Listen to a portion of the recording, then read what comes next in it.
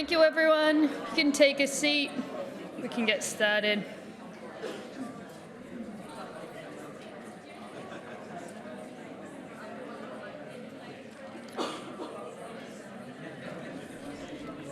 Welcome back to the Nature Repair and Climate Adaptation stream of the conference. Our first speakers are a double act, Sarah McGrath and Gill Hall from the Yass area network of Landcare groups. And they'll be speaking about future-proofing landscapes, climate-ready revegetation in action. So welcome up, Sarah and Gill.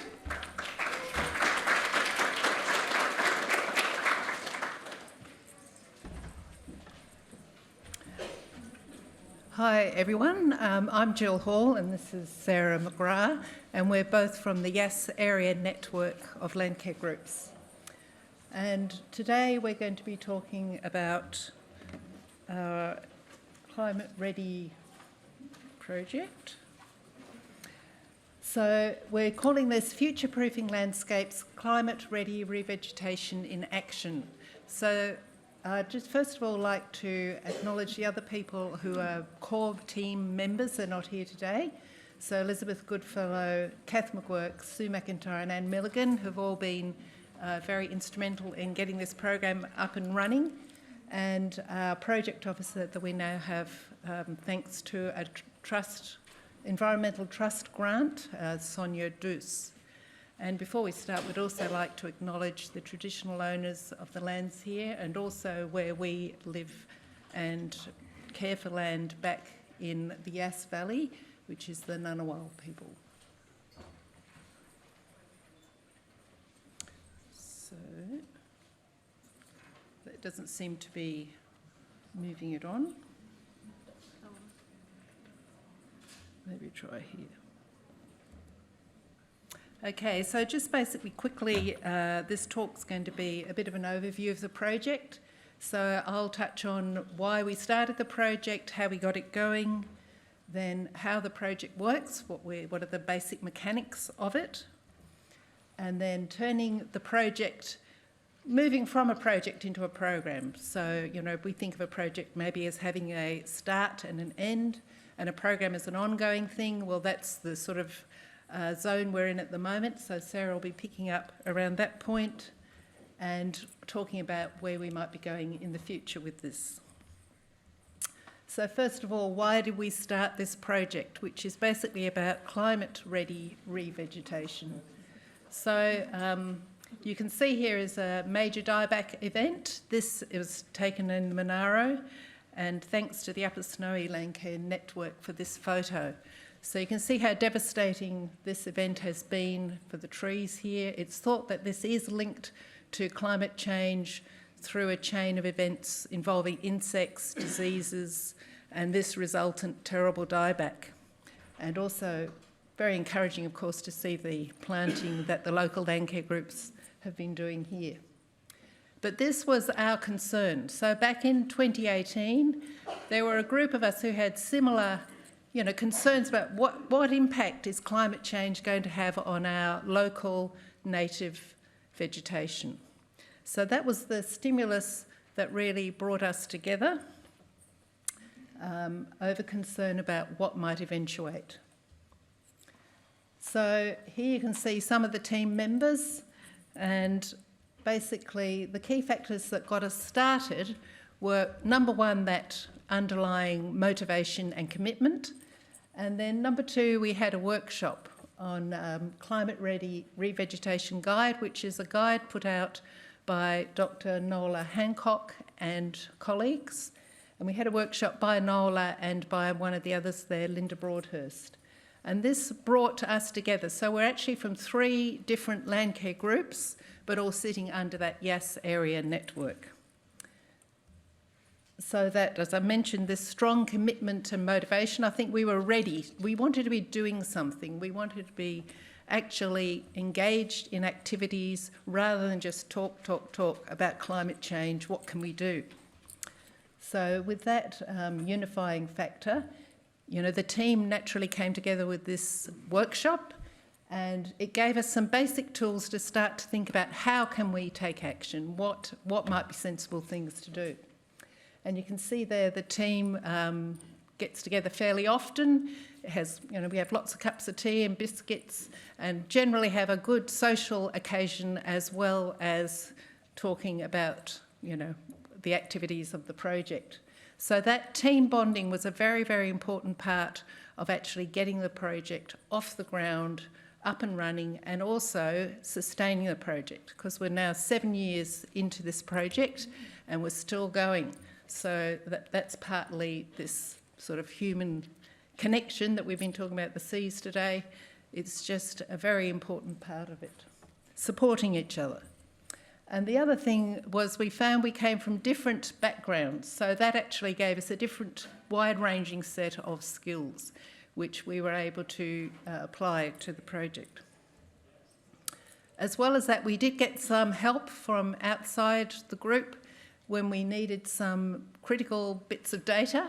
We were very lucky to actually be able to get this, and thanks to Adapt New South Wales, which is a team working on adaptation in the New South Wales government. So the good news is that a lot of this data that we had to get specially from them back in 2018 is now available publicly on the internet, and we're just going to show you a little bit of that, just so you can see how it's not too hard to actually get a project like this up and running anywhere where you might be, by using what's readily available.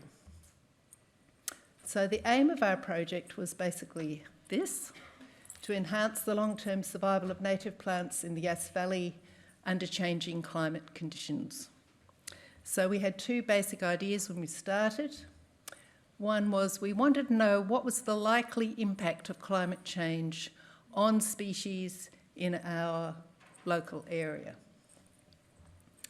And the second idea was that we were aware of the importance of genetic diversity to improve the chances of plant populations to adapt to changing climate.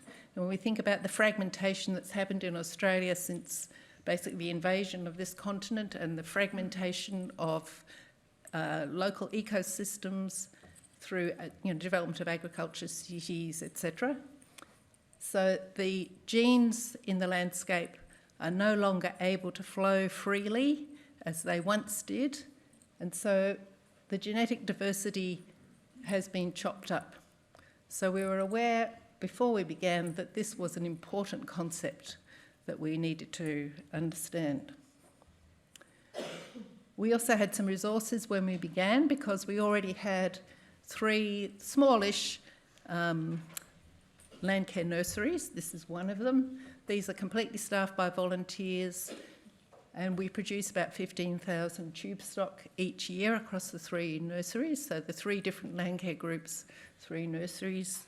And then the revegetation, the plants are planted out by our members in their various land holdings. So that was already happening in our groups, that, if you like, traditional revegetation. And what we were interested in was how to make this activity climate-ready revegetation. So the steps we went through to do this: firstly, to have some understanding of our local climate and our projected climate, what is likely to happen in the future. We wanted to know the impact, the likely impact on different species, and we had an idea that what we wanted to do was focus on species that were likely to be more resilient in our nurseries. So our nursery production would sort of focus on those species likely to tolerate heat.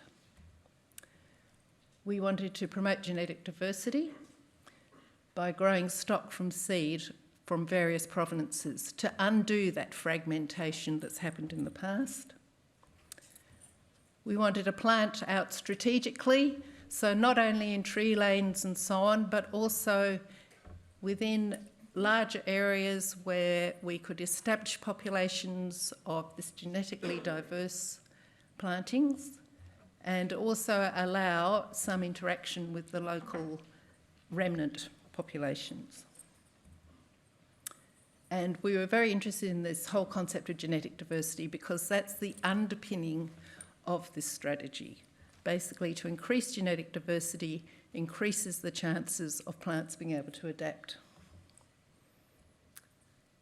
So in terms of climate, this is the really good news part, because these websites, there are several websites available now that are very easy to use. This is one of them. This is the Restore and Renew, if I can get this to work. There's the red thing. So the Restore and Renew is a website put out by the genetics team at the Royal Botanic Gardens in Sydney, and we're now working with that team. So they are working with us to increase the understanding of the genetics, which is the underpinning theory behind the strategy we've been using. So here we can see that there's Yass is the green star, and then the blue area is an area that has a climate similar to Yass now. And then the more pinky colour next to it there, the orangey brown, that is our projected analogue area. And that means that that area currently has a climate similar to the one we are expecting for Yass in the future.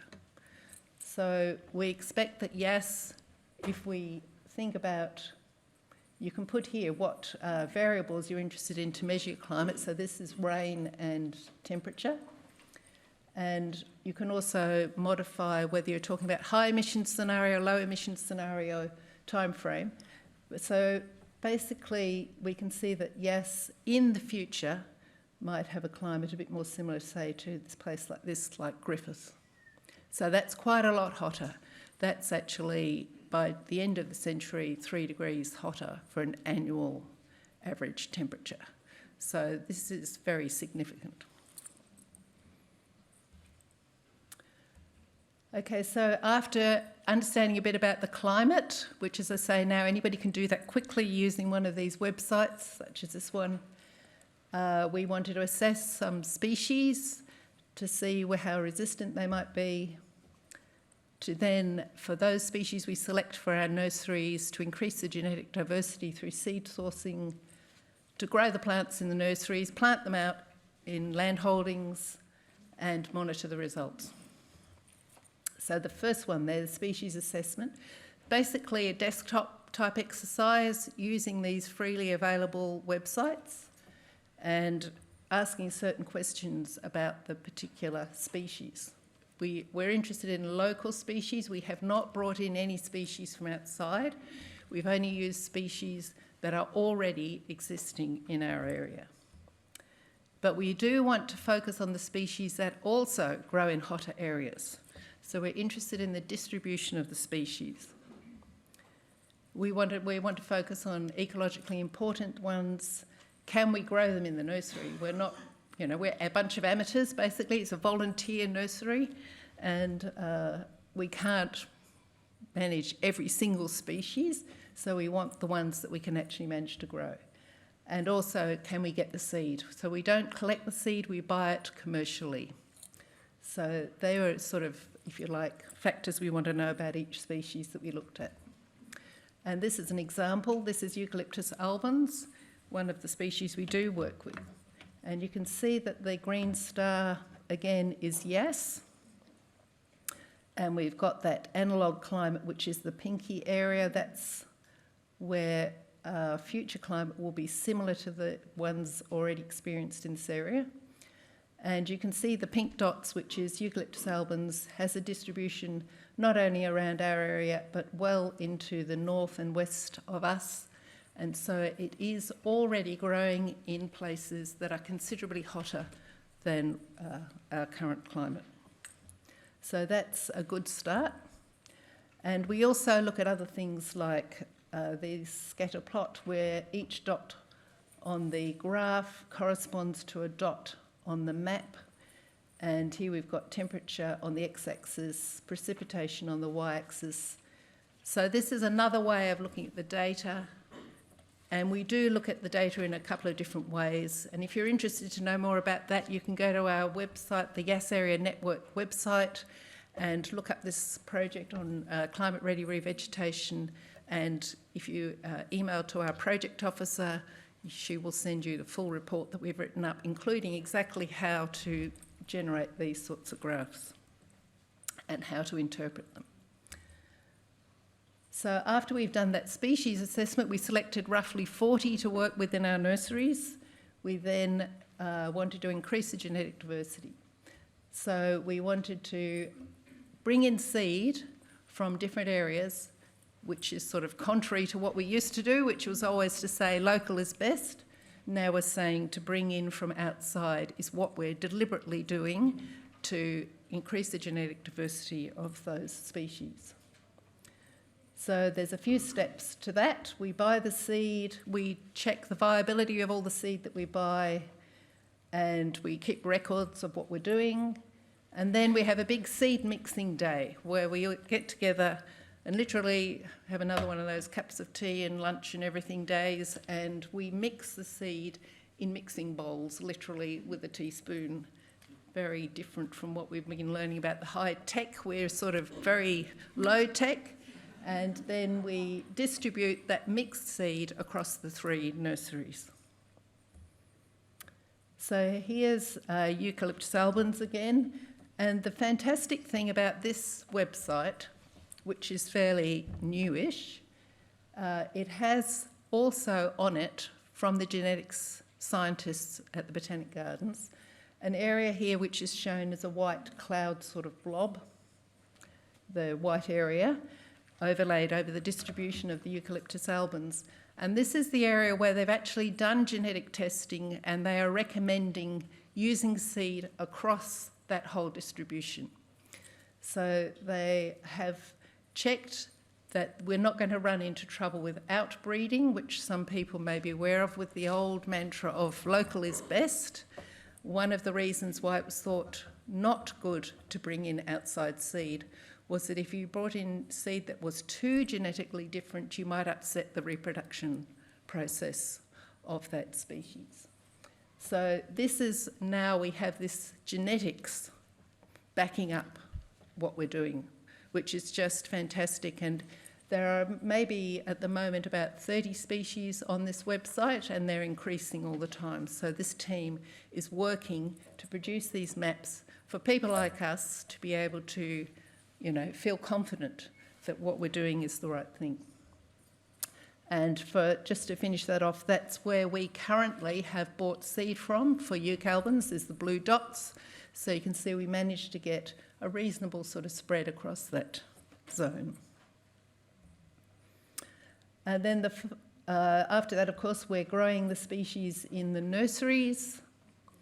We plant them out, and we're monitoring the outcomes. This is an area where we do need to get a bit more information, but we're definitely en route for that. And one thing that we have done with monitoring the outcomes is we do have a small trial running where we are looking at plants grown from local seed compared with plants grown from non-local seed. And this is because of that earlier strategy, which was local is best. We want to make sure that by bringing in non-local seed, we're not causing a problem. So we're up to year 4 of that trial, looking at 3 species, and we have 8 trial sites scattered across our membership. And so far, there is no difference between the survival rate of plants grown from local or non-local. So we're feeling, reassured that we're doing the right. We're not causing harm, let's put it that way. Okay, so investigating genetic diversity. Now that we're partnering with we've got collaboration with the Botanic Gardens genetics team, we feel, it's really great that we're able to be assisting with this process of better understanding of the genetics behind it. Okay, I've just mentioned the trial, and this is actually one of the trial sites where we're looking at some of the growth there. Okay. So now we're at this point where we feel like we've moved from a project of getting this up and running. It's now become part of our ongoing activities, and this is just a yearly cycle. And you can see here the big events are growing the plants in the nurseries in spring, planting them out in autumn, and in between there are many activities, as you can see here. So we now have a project officer who helps coordinate all this, and record keeping, engagement with the community, and so on. And to date, there would be 150 people engaged in this project. A lot of volunteer hours. We put out 15,000 tube stock a year, so we're up to over 100,000 by now. And we're adapting as the new science becomes available. So now I'm going to hand over to Sarah, who's going to talk about what's coming. Thanks, Gill. So you've obviously heard from Gill about what the project's about and how it works. So now, what's next? So what we're doing next is moving from a project to a program. So a project traditionally has a start and an end date. It's quite rigid. Whereas a program, we're trying to just embed this type of revegetation or this methodology into what we just normally do within Landcare. That's just how we do revegetation now in our group. So how are we doing that? We've built a very strong, diverse project team. There we have very flexible and evolving processes. As new models and new tools come into play, like the modelling through My Climate View or this genetic mapping, we're starting to keeping bringing that knowledge and information into the program, so it is ongoing and flexible. We're continuing to empower volunteers, and that's through that story of being climate ready. There's so many people that just want to do something. So this is an action that they can actually physically get out and do. So they can plant trees, they can participate in the trial. They don't have to know the ins and outs of the science. They can just actually do it and feel very positive that they're doing that, which comes into the storytelling. So we are, creating that story within our group, within the broader community about what we're doing. So what's next? Volunteer succession planning. We're building that capacity. We're focusing on long-term funding and institutional support. We've been very lucky to have support from the New South Wales Environmental Trust and others, but having some consistency in that funding is important, particularly for the project coordinator role, and that role is very important to prevent our volunteer burnout, which is a big thing in keeping a project going. We're looking at larger scale restoration and moving beyond tube stock, so into direct seeding and other methods of revegetation, but still keeping those climate ready principles and increasing that genetic diversity while we do that type of restoration. We're also investing in feedback loops, so making sure that information from landholders and the monitoring goes back into the project, back to our seed suppliers, and it just strengthens the whole program. And most importantly, we're sharing our knowledge with others. I'm really excited about more the collective impact of bringing climate-ready revegetation practices to other regions. Looking back, what's a few things have worked. I guess starting small and practical. We don't have a lot of big resources, so we just worked with what we had. There has been challenges. Obviously, accommodating different views is always a challenge, but that diversity also is strengthening the program. And I guess the key message here is just use what you've got and just start. Like, you don't have to wait for things to be perfect to just actually get this type of small project up and running. Which I've talked to, reflecting on your strengths, start with small steps, develop and nurture your volunteers, which is really important, form a team. And most importantly, connect with us. So we're more than happy to talk to you more about the ins and outs of the science and how we've done it, any of the small idiosyncrasies, so you don't have to go through that whole learning journey. We've been at it practically for 7 years now, like it's not a short-term project. So yeah, more than happy to welcome any comment or questions if we've got enough time.